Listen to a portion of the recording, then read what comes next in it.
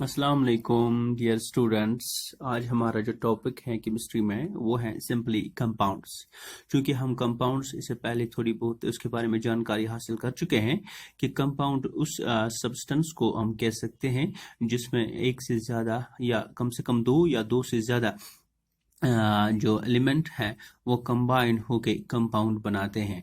तो यहाँ पे हमने लिखा कि compound is defined as a pure substance, क्योंकि ये प्योर सब्सटेंस ही होता है एलिमेंट की तरह मेड अप ऑफ टू और मोर एलिमेंट्स। यहाँ पर दो या दो से ज्यादा एलिमेंट मिलके वो केमिकली कंबाइन होते हैं इन ए फिक्स्ड प्रोपोर्शन, एक खास मिकदार में उनके मास के हिसाब से, और वो कंपाउंड बनाते हैं। सो compound is simply a pure substance that is usually been made by two or more elements chemically combined in a fixed proportion by mass so that they can form compounds.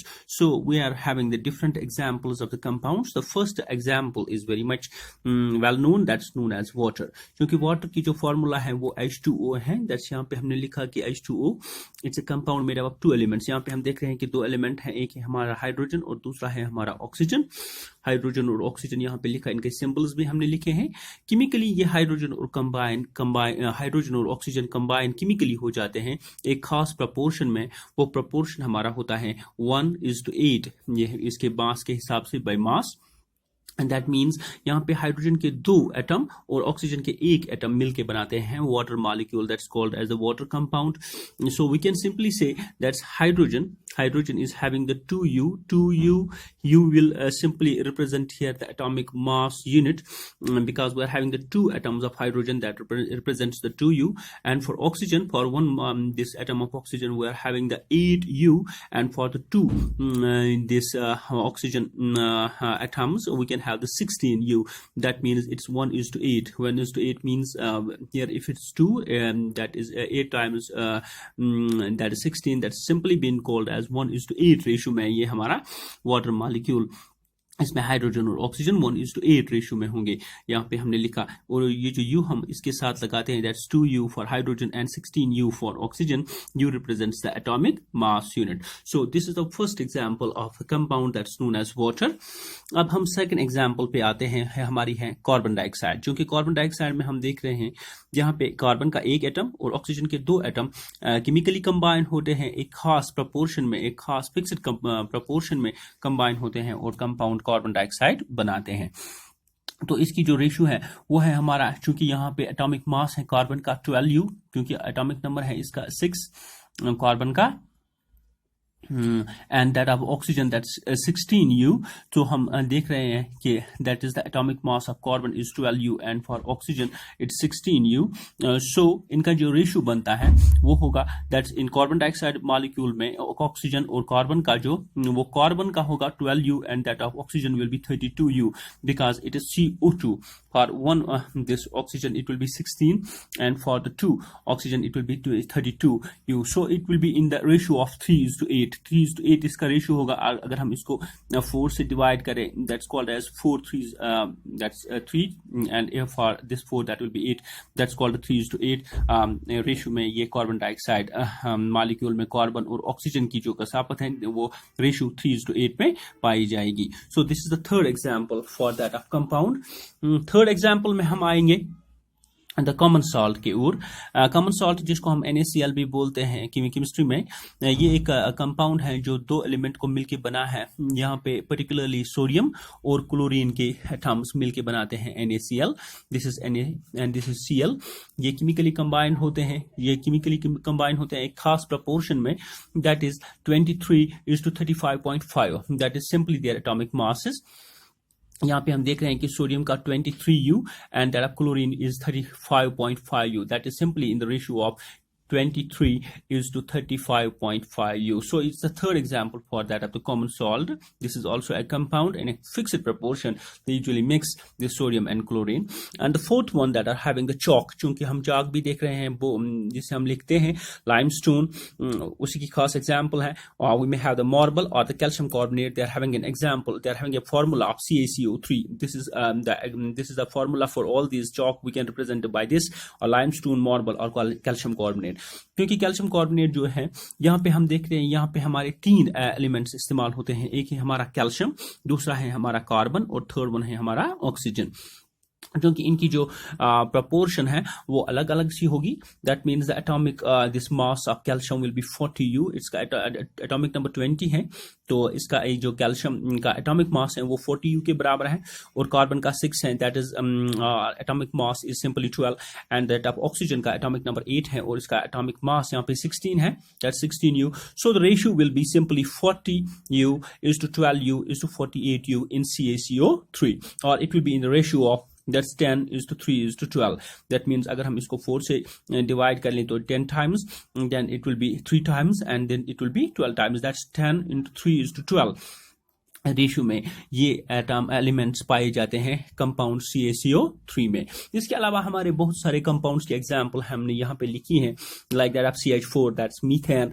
Methane gas में हमारा 1 carbon और 4 hydrogen इस्तेमाल होते हैं, वो SiO2 that is silicon dioxide, silicon का 1 atom और oxygen के 2 एटम, और इसके अलावा हमारे हैं NH3, that's ammonia, or we are having NH4Cl, that's ammonium chloride, or we are having NaOH, that's sodium hydroxide, Na2CO3, that's called as washing soda, and CaO, that's calcium oxide, इसको हम lime भी कहते हैं। और इसके अलावा हमारा KNO3, that's called potassium nitrate, और इसके अलावा हमारे कंपाउंड्स हैं KMNO3, that's potassium permanganate, और FeS, that's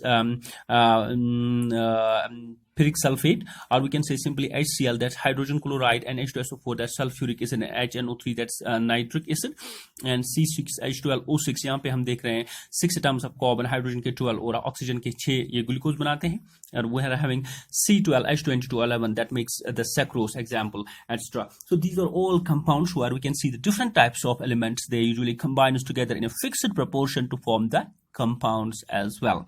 तो यहाँ पे हमारा एक और टॉपिक है, सिंपल सा है कि what is the difference between the mixtures और कंपाउंड्स। क्योंकि हमने मिक्सचर भी पढ़े, कंपाउंड भी पढ़े, अब इनके दरमियान हमने थोड़ी बहुत डिफरेंस करनी है कि कैसे एक मिक्सचर को एक कंपाउंड से अलग करेंगे। हम एक ग्राफ के थ्रू एक ग्राफ बनाएंगे, एक पूरा चार्ट बनाएंगे, एक 2 कॉलम बना के हम इसको कैसे डिस्टिंग्विश कर सकते हैं मिक्सचर्स और कंपाउंड्स को। तो पहले प्रॉपर्टी पे आएंगे मिक्सचर्स की। यहाँ पे हमने लिखा कि mixture is obtained when 2 or more elements or compounds just mix without involving the formation of the new compound। क्योंकि मिक्सचर जब बनाते हैं तो हम 2 या 2 से ज्यादा एलिमेंट्स या कंपाउंड्स उनको हम मिक्स करते हैं, लेकिन वहां पे क्या होता है, नया कंपाउंड नहीं बन पाता। That means they simply thoroughly mix it, just mix together and form the mixtures without the formation of the new compound.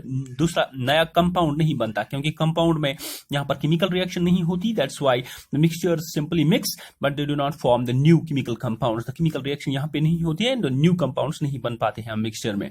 इसके बरक्स यहाँ पे कंपाउंड में क्या होता है, यहाँ पे होता है पहली बात में कि elements reacts together to form a new compound. अभी हमने पढ़ा कि कंपाउंड जब भी बनता है तो एलिमेंट एक दूसरे से मिलते हैं, केमिकली मिलते हैं और कंपाउंड बनाते हैं। यहाँ पे एलिमेंट या कंपाउंड मिलते हैं लेकिन केमिकली नहीं मिलते, नया कंपाउंड नहीं बना सकते हैं। दे सिंपली मिक्स हो जाते हैं लेकिन नया कंपाउंड नहीं बनाते। कंपाउंड में एलिमेंट टुगेदर होते हैं और कंपाउंड बनाते हैं chemically. That is the first difference between the mixture and the compound. दूसरे दिस एग्जाम्पल पे आते हैं, the mixture is formed as a result of the physical change. क्योंकि यहाँ पे हमने देखा यहाँ पे केमिकल चेंज इन्वॉल्व नहीं होती है, तो फिर कौन सी चेंज यहाँ पे इन्वॉल्व होती है, वो सिंपली फिजिकल चेंज कहलाएगी। So mixture formation is simply a physical change. यहाँ पे हम कंपाउंड में आते हैं, दूसरे example, the compound is formed as a result of the chemical change. चूंकि यहाँ पे केमिकली एलिमेंट बाउंड होते हैं, एक दूसरे से बॉन्ड बनाते हैं, पूरी तरह से बंद हो जाते हैं। That means simply the chemical change is usually being involved. So here in the second example, in the second this point, the physical change is usually being takes place in the formation of mixtures, but the chemical change is usually being taking place in the formation of the compounds as well. तो तीसरी this point पे आएंगे हम, The constituent of the mixture can be easily separated by the physical methods।